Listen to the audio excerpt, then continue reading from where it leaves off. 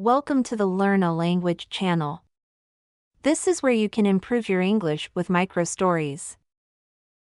Hi, I'm Emma, and I want to share my exciting adventure on a tropical island.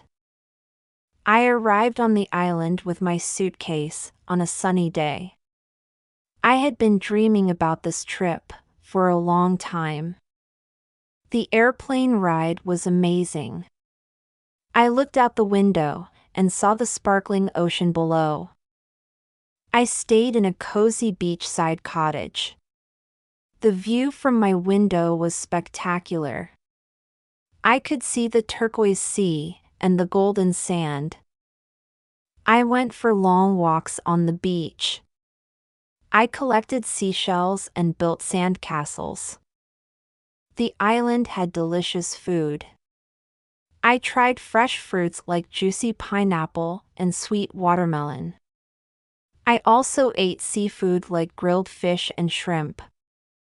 I made friends with the local children. We played games and shared stories even though we didn't speak the same language. One day, I went snorkeling. I saw colorful fish and even a playful dolphin. It was like being in a movie.